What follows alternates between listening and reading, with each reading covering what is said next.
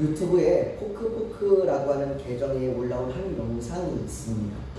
그 영상에는요, 1960년 인도네시아 젠돌 숲에 일어난 일을 가지고 만든 영상인데요. 1960년 인도네시아 젠돌 숲에 누군가의 실수로 불이 번지기 시작했습니다. 그 불로 그 숲 인근에 있는 다리 마을의 모든 것이 타버렸습니다. 숲도 타버리고 그 마을도 다 타버린 거예요. 더욱이 이 숲이 다 타버려서 건기에는 가뭄이 들게 되고 우기에는 홍수가 나타나기 시작했습니다. 그로 인해서 마을 주민들은 농사를 해도 농사가 되지 않아서 빈곤에 시달릴 수밖에 없게 되었죠. 이를 지켜보던 농부 사디마는 무슨 생각에서였는지는 알 수 없지만 자신이 가지고 있던 이 정향이라고 하는 나무의 씨앗을 팔아버렸습니다. 그리고는 그 정향보다 더 비싼 반얀이라고 하는 씨앗을 구매하기 시작했습니다. 그리고는 매년 수천 그루의 반얀 나무를 심기 시작했습니다. 그런데 이 반얀나무는요, 생산물이 없는 나무입니다. 뭐 과일이나 열매가 맺히지 않는 나무이에요. 그러니까 생산물이 없어서 그 나무를 심으면 돈을 벌 수 없는 나무였습니다. 사람들은 찢어지게 가난했던 그가 드디어 미쳤다고 생각했습니다. 그러나 사디마는 멈추지 않았습니다. 그는 20년 동안, 무려 20년 동안 계속해서 반얀 나무를 혼자 심고 보살폈습니다. 그가 심은 나무는 2만 그루를 넘어서서 100만 평의 그 숲 지역에 그 나무들로 꽉 차는 그러한 지점이 되었습니다. 그러자 가뭄이 든 그 땅에 물이 스며들기 시작했고 샘물이 솟아오르기 시작했습니다. 마침내 50년 만에 마을의 가뭄과 홍수가 그쳤습니다. 그것도 1년만 그런 게 아니라 2년만 그런 게 아니라 무려 10년 동안 더 이상 그 마을에는 가뭄과 홍수가 일어나지 않았습니다. 드디어 마을 주민들은 다시 농사를 짓기 시작했고 그리고 그 농사 덕분에 그들은 가난에서 벗어났습니다. 묵묵히 나무를 심던 한 농부가 마을 사람들뿐 아니라 그 지역의 생태계까지, 그 숲의 생태계까지 다시 살린 겁니다. 사디마는 미친 것이 아니었습니다. 사람들이 말한 것처럼 저 사람은 미쳤다라고 얘기하는 것처럼 미친 것이 아니었습니다. 그는 알고 있었습니다. 정향을 심으면, 정향나무의 씨앗을 심으면 돈을 얻을 수는 있겠지만, 그 나무의 열매를 팔아서 돈을 벌 수는 있겠지만, 반얀나무는, 그 반얀나무를 심으면 그 나무는 마을에 물을 가져다 줄 수 있다는 것을 그는 알았습니다. 반얀나무는 심으면 지하에 물을 저장시키는, 그래서 수분을 적재적소에 공급하는 그런 나무였다라고 이야기합니다. 이처럼 어떤 사람은 자신이 소망하는 것을 향하여 세상의 편견과 무시와 비난에도 굳건하게 행하는 사람들이 있습니다. 그리고 성경은 그리스도인들이 바로 그런 사람들이라고 말합니다. 베드로전서 3장 1절부터 15절에 이렇게 이야기합니다. 또 너희가 열심으로 선을 행하면 누가 너희를 해하리요? 그러나 의를 위하여 고난을 받으면 복 있는 자니 그들이 두려워하는 것을 두려워하지 말며 근심하지 말고 너희 마음에 그리스도를 주로 삼아 거룩하게 하고 너희 속에 있는 소망에 관한 이유를 묻는 자에게 대답할 것을 항상 준비하되 온유와 두려움으로 하고 그렇게 말합니다. 사람들은 그리스도인들에게 소망에 관한 이유와 그 소망이 무엇인지를 물을 것입니다. 왜냐하면 사람들이 보기에 그리스도인들의 행동이 이상하기 때문입니다.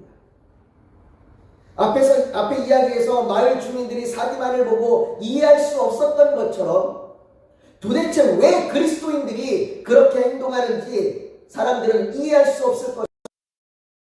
그래서 사람들이 왜 그렇게 행동하십니까? 당신이 그렇게 행동해서 얻는 것이 도대체 무엇입니까? 라고 물을 것이라는 그 말입니다. 왜 좀 더 쉴 수 있는 일요일에 예배를 드립니까? 왜 찬양을 하면서 손을 흔듭니까? 왜 찬양을 하면서 눈물을 흘립니까? 왜 헌금을 하면서 당신의 재산을 소비합니까? 왜 당신의 것을 나누어 줍니까? 당신이 친절을 베푸는 의도가 도대체 무엇입니까? 이런 질문들을 통해서 여러분들이 얻고자 하는 것이 무엇입니까? 라고 물을 때에 베드로는 대답할 것을 준비하라고 말합니다. 사람들은 무엇인가 행동을 할 때 바라는 것이 있습니다. 농부가 씨를 뿌리는 이유는 수확을 얻기를 바라는 것이고, 시험을 열심히 준비하는 학생들은 합격이라는 결과를 바랍니다. 기독교가 아닌 다른 종교를 믿는 사람들도 열심히 기도하고 수행함으로 얻고자 하는 것이 있습니다. 이처럼 우리의 행동은 우리가 원하는 것을 얻고자 하는 겁니다. 그래서 히브리서 11장 1절은 믿음은 바라는 것들의 실상이요 보이지 않는 것들의 증거니라고 말합니다. 믿음이 뭡니까? 믿음이라는 건 내가 바라는 것, 내가 원하는 것을 얻는 겁니다. 그게 믿음이에요. 그러니까 우리가 순종하지 않습니까? 아무리 순종해도, 내가 아무리 열심히 하나님의 말씀을 듣고 따른다고 해도 바라는 것이 실제가 되지 않는다면 그 순종이 무슨 의미가 있겠습니까? 그저 헛수고만 하는 거죠. 그렇다면 우리가 바라는 것, 우리가 원하는 건 뭡니까? 우리가 바라는 것은 무엇입니까? 우리의 믿음은 우리가 바라고 원해서 행하는 이 행동으로 나타나는 이 믿음은 우리의 소망과 하나가 되어야 합니다. 그러나 우리가 예수를 믿는다고 말하지만 실제 우리의 소망은 성경이 말하는 것과 다른 것을 보게 됩니다. 예수를 믿는다고 말하면서도 육신의 일들을 통해 더 좋은 성과를 얻을 수 있다는 것이죠. 예수를 향한 믿음을 말하지만 실제 우리의 삶은 육적인 일을 바라며 가고 있는 것이죠. 어쩌면 우리는 이 소망과 믿음의 간격 안에서 여전히 헤매고 있는지 모릅니다. 내가 바라는 것과 내가 믿는다고 말하는 것이 너무나 차이가 납니다. 믿는다고 말하면서도 여전히 우리의 소망은 세상 쪽으로 향해 있다는 거죠. 오늘 본문은 이 소망과 믿음의 간격에 대하여 우리에게 질문을 던지고 있습니다. 오늘 본문 8절입니다. 우리 한번 같이 한번 읽어볼까요? 같이 읽습니다. 시작. 당신들은 하나님이 죽은 사람을 살리심을 어찌하여 못 믿을 것으로 여기나이까? 이것이 우리를 향한 질문입니다.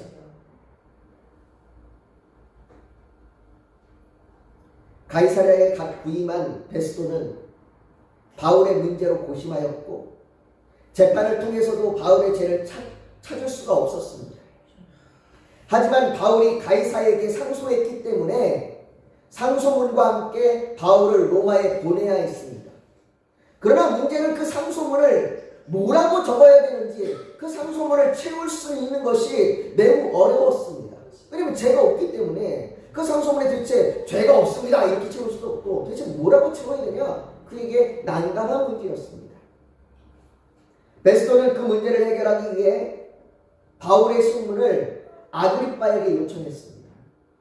아그리빠는 바울에게 이르되 너를 위하여 말하기를 내가 허락하노라라고 바울이 자유롭게 말할 수 있도록 허락해 주었습니다.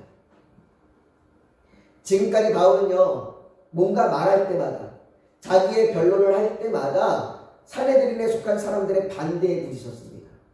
뭔가 말하려고 하면 그들이 계속해서 딴지 걸고 비난하고 조롱하고 말을 못하게 중간에 끊고 이런 일들이 계속해서 이루어졌어요. 이런 상황에서는 어떤 말을 해도 잘 전달되지 않습니다. 여러분들도 그렇잖아요. 우리도 그래요. 뭔가 말을 하려고 하는데 상대방이 무조건 말을 자르고 끊고 무시하면 내 의도가 뭔지, 내가 말한 것이 뭔지 잘 전달되지가 않아요. 그래서 바르게 말해도 왜곡해서 듣게 됩니다. 부부간에 부부싸움이 일어나는 가장 큰 원인이 이것 때문이죠. 말이 안 통해서 싸운다. 상대가 말하는 걸 무조건 무시하고 잘라버리는 일들이 부부간에 일어나니까 다툼이 일어나고 부모와 자녀 간에도 마찬가지고 형제 간에도 마찬가지고. 바울은 계속해서 자기의 말을 전달하려고 했지만 계속해서 그것이 무시되고 잘랐습니다. 왜곡되었습니다.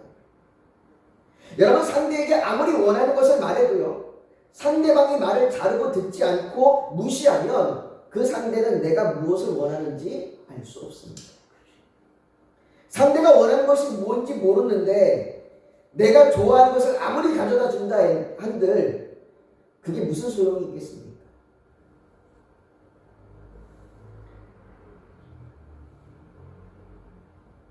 마찬가지로 성경이 계속해서 이것이 소망이라고 말해도 성경이 우리에게 소망이라는 것, 우리가 소망해야 될 것, 우리가 바라야 될 것 이겁니다라고 아무리 성경이 우리에게 말하고 아무리 우리에게 들려줘도 우리 안에 세상의 소리로 가득하면, 우리 안에 그 세상의 소리로 가득 채워져 있으면 우리는 성경이 말하는 소망조차 왜곡해서 듣게 됩니다. 그래서 수많은 사람들이 성경과 상관없이 여전히 예수님을 믿는다고 얘기하면서도 바라는 것은 세상의 것을 바라고 여전히 기복신앙 가운데 빠져 있는 것 아닙니까? 이제 바울이 자유롭게 말할 수 있을 뿐 아니라 더욱이 3절은 아그리빠가 유대인의 모든 풍속과 문제를 아시니이다. 그러므로 내 말을 너그러이 들으시기를 바라나이다 라고 자신이 말하는 것을 충분히 아그리빠는 공감할 수 있다 라고 말합니다. 베스토는, 벨릭스는 그 로마의 총독들은요, 유대인의 풍습과 문화를 몰라요. 그러니까 아무리 말해도 그게 제일 잘 공감이 안 됩니다. 그런데 아그리빠는 유대인의 풍습과 문화를 잘 알기 때문에 그 말의 의도를 정확하게 알 수 있고 무슨 말하는지 공감할 수가 있게 되는 거예요. 그래서 바울은 말하기 시작합니다. 바울은 4절과 5절에 자신이 젊어서부터 예루살렘에서 생활했을 뿐 아니라 가장 엄한 팔을 따라 바리새인의 생활을 하였다고 말합니다. 바울의 자신의 지난 세월은 그 바리새인으로서 열심히 정말로 충성되게 살았다고 얘기해요. 앞서 우리가 사도행전 22장 3절에서도요, 바울이 자신에 대해서 말하기를 이렇게 말합니다. 나는 유대인으로 길리기아 다소에서 낳고 이성에서 자라 가말리알의 문화에서 우리 조상들의 율법을 엄한 교훈을 받았고 오늘 너희 모든 사람처럼 하나님께 대하여 열심히 있는 자라. 바울은 자신이 유대인이며 바리새인이며 그 누구보다도 열심히 했던 사람이라고 그렇게 이야기합니다. 바울은 유대인의 관습과 풍습과 율법을 너무나 잘 아는 사람입니다. 그는 자신이 유대인이며 바리새인으로 만일 자신과 같은 유대인이라면 누구라도 소망할 수 있는, 그 누구라도 소망하는 하나님이 우리 조상에게 약속하신 것을 소망한다고 말합니다.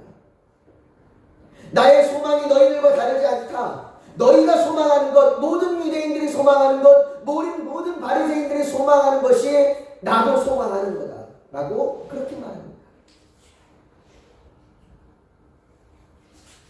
바리새인들이 모두 소망하는, 우리 조상들이 모두 소망하며 바랬던 그 약속을 7절에 말하기를, 이 약속은 우리 12지파가 밤낮으로 간절히 하나님을 받들어 섬김으로 얻기를 바라는 바라고, 유대인이라면 누구나 간절히 바라는 것, 그것을 소망한다고 말합니다. 이 약속이 무엇입니까?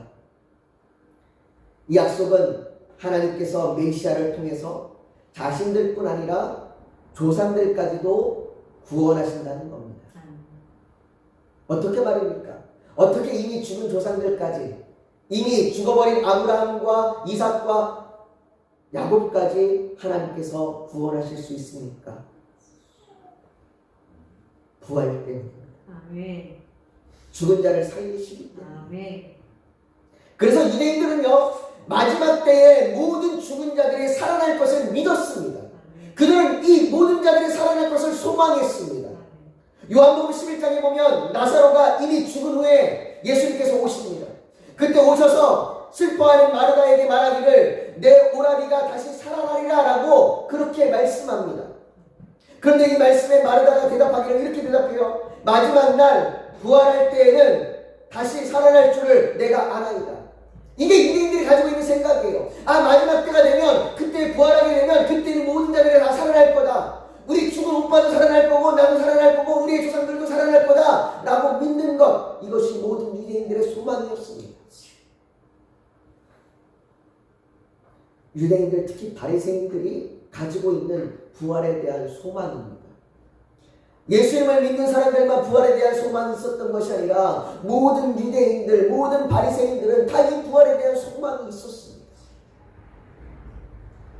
심지어 예수님께서는요, 부활을 믿지 않는 사두개인들이 부활에 대하여 오해하고 질문할 때에 그들에게 말하기를 나는 아브라함의 하나님이요 이삭의 하나님이요 야곱의 하나님이로라 하신 것을 읽어보지 못하였느냐. 하나님은 죽은 자의 하나님이 아니요 살아있는 자의 하나님이시라고 이미 죽은 아브라함의 하나님이 되시고 야곱의 하나님이 되시고 이삭의 하나님이 되신다고. 왜냐하면 그들이 살아날 것이기 때문이라고 그렇게 말합니다. 아멘.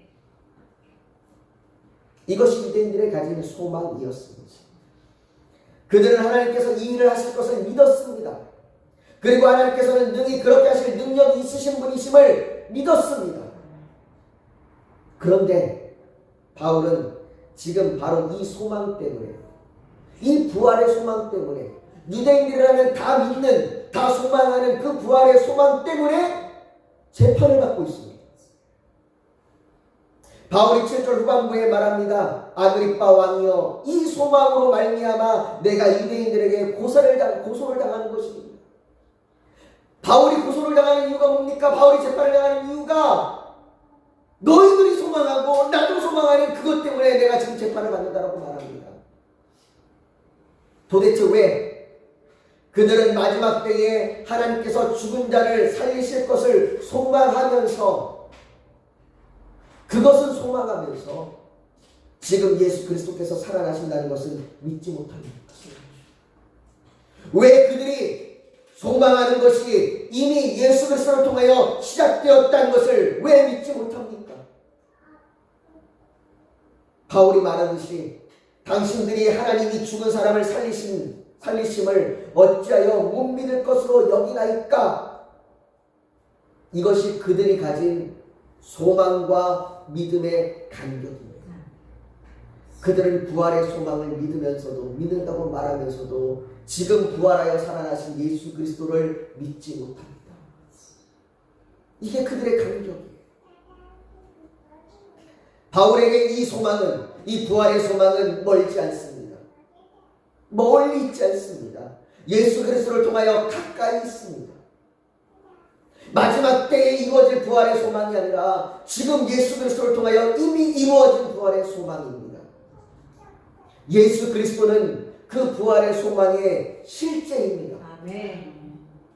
그래서 그는 예수 그리스도를 볼 때마다 하나님께서 자신을 다시 살리실 것을 믿는 것입니다. 아멘. 그 소망과 믿음에 동참하는 것입니다. 아멘. 아멘. 그것이 바울을 고난에 던지고 감옥에 던지고 모욕을 당하고 매일 맞아도 심지어 죽음이 앞에 있다 할지라도 그 모든 것의 이유가 되는 것입니다. 그렇기에 바울은 그리스도께서 다시 살아나신 일이 없으면 너희의 믿음도 헛되고 너희가 여전히 죄 가운데 있을 것이요 또한 그리스도 안에서 잠자는 자도 망하였으니 만일 그리스도 안에서 우리가 바라는 것이 다만 이 세상의 삶뿐이면 모든 사람 가운데서 우리가 더욱 불쌍한 자이라 라고 말합니다. 사랑하는 성도 여러분, 우리가 믿음이 있다고 말하면서 우리의 소망은 어디에 있습니까? 우리의 믿음이 단지 습관과 전통과 같은 익숙함 때문입니까? 혹은 짜릿한 경험이나 감동 혹은 열정 때문입니까? 우리는 부활의 소망을 잃어버린 것은 아닙니다. 부활의 소망이 없는 믿음은 원하는 것을 잃어버린 실제 없는 허상을 쫓는 믿음입니다. 믿음은 바라는 것들의 실제라는 것입니다. 그런데 부활이 없는 소망, 그 소망을 잃어버리면 우리는 뭘 도대체 바라겠다는 겁니까? 뭘 바라겠고 뭘 믿음으로 그것을 실제로 만들겠다는 겁니까? 그렇기에 그런 믿음은, 그 부활의 소망을 잃어버린 믿음은 자꾸 세상의 것을 원하게 되는 겁니다. 믿음이 있다고 말하면서도 여전히 우리가 바라는 그 실제를 얻는 건 자꾸 세상의 것이 되는 거예요. 여러분들이 지금 믿음으로 무엇을 바라고 있는지를 스스로 들여다보십시오. 믿음으로 무엇을 구하고 있습니까? 이곳에 와서 예배를 드리고 하나님을 만나면 여러분들의 삶에 어떤 일들이 일어나기를 바라고 있습니까? 바울이 말하지 않습니까? 만일 그리스도 안에서 우리가 바라는 것이 다만 이 세상의 삶뿐이면 모든 사람 가운데 우리가 더욱 불쌍한 자입니다. 저는 불쌍한 자로 살고 싶지 않습니다. 부활의 소망은 저기 어딘가로 집어던지고 세상의 삶을 구하며 그것이 불쌍한 인생인지조차 모르고 그렇게 불쌍한 자로 살고 싶지 않습니다.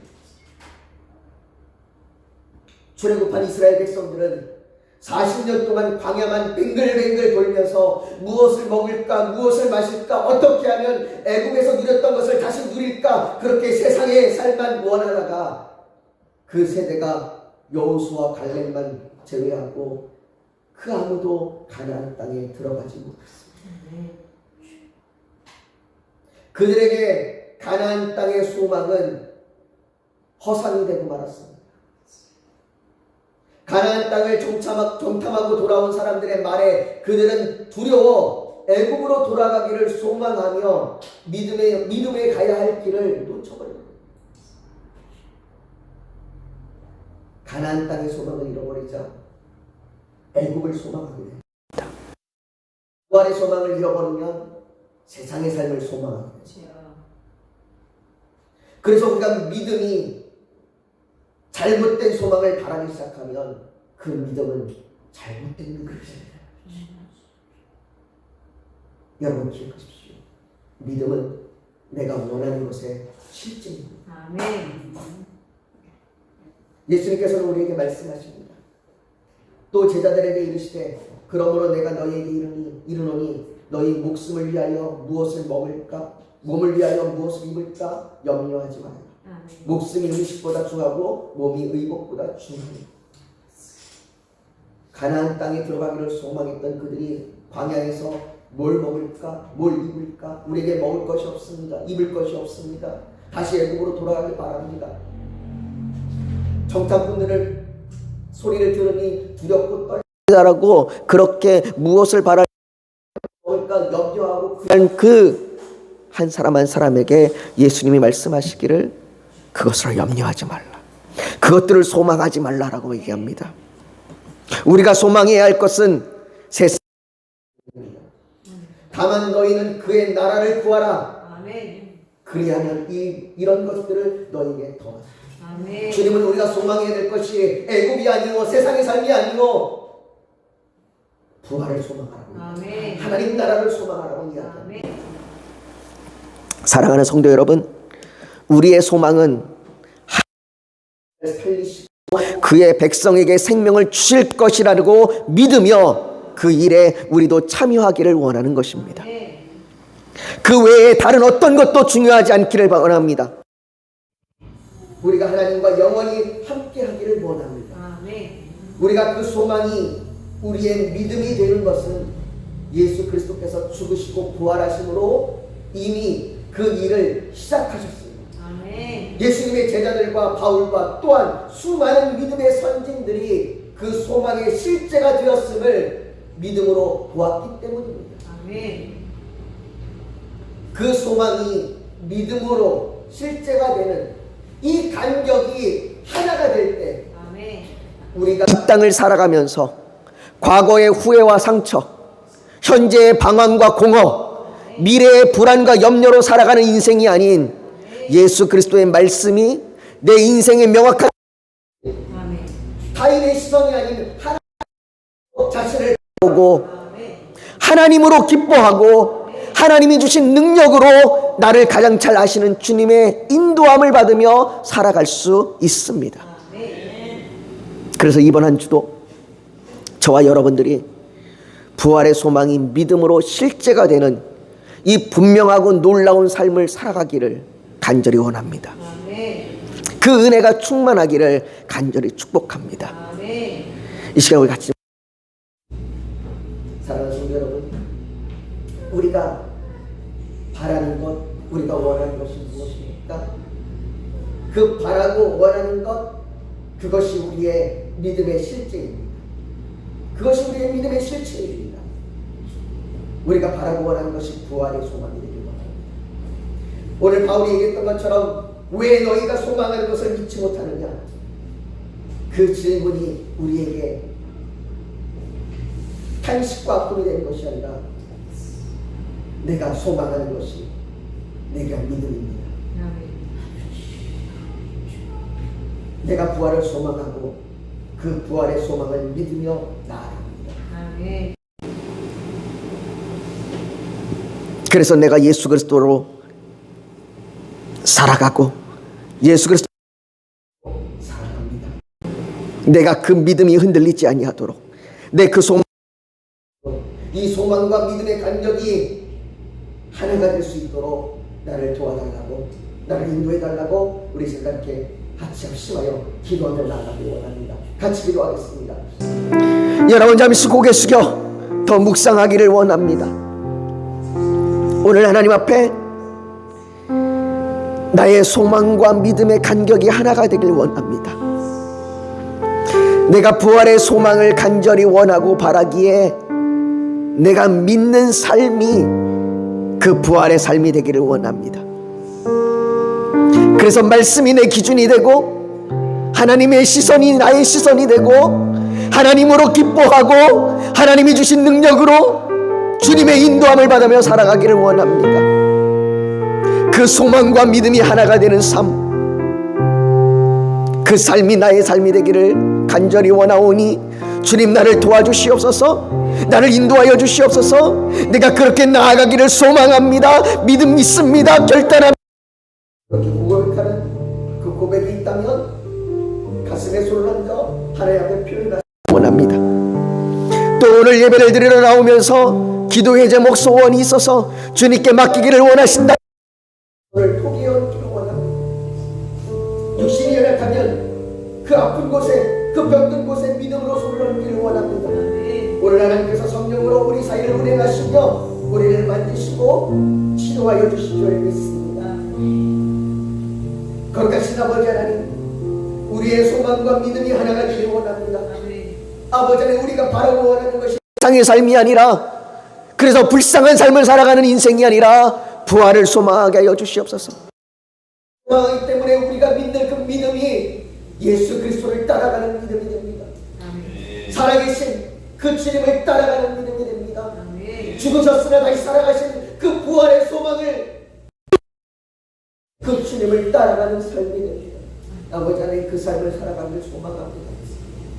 그래서 말씀이 우리의 기준이 되고 하나님의 시선이 나의 시선이 되고 하나님으로 기뻐하며 하나님의 주신 능력으로 따라 살아가기를 원합니다. 아멘. 그렇게 가슴에 손을 얹어 싸우니 아버지 하나님, 우리 고백 가운데 축복하여 주시고 도와주시옵시고 흔들리지 않게 하여 주시옵소서. 앞에 나올 때에 간절한 기도 제목이 있습니다. 우리의 삶의 문제들을 놓고 기도합니다.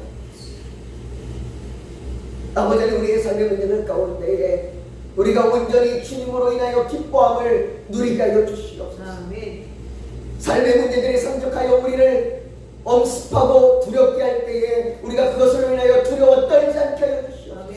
주께서 말씀하셨던 것처럼 무엇을 입을까 무엇을 먹을까 염려하지 않게 하여 주시옵시고 오직 하나님의 나라를 바라며 나아가게 아버지 하나님 간절히 원하옵니다. 그렇게 우리를 붙드시고 인도하여 주셔서 주님의 선한 대로 우리를 주장하여 주시옵소서. 아버지 하나님 그렇습니다. 치료하여 주시옵소서. 육체의 고통이 우리를 쓰러뜨리지 않게 하여 주시옵소서. 아멘. 육체의 고통이 하나님을 원망하지 않게 하여 주시옵소서. 아멘. 아버지 육체의 고통 중에 하나님을 바라게 하여 주시옵소서. 아멘. 하나님의 놀라운 은혜를 누리게 하여 주시옵소서. 아멘. 우리를 그렇게 붙드시고 있사오니 하나님 함께 하여 주시고 도우시고 인도하여 주시옵소서. 예수님의 이름으로 기도하옵나이다. 아멘.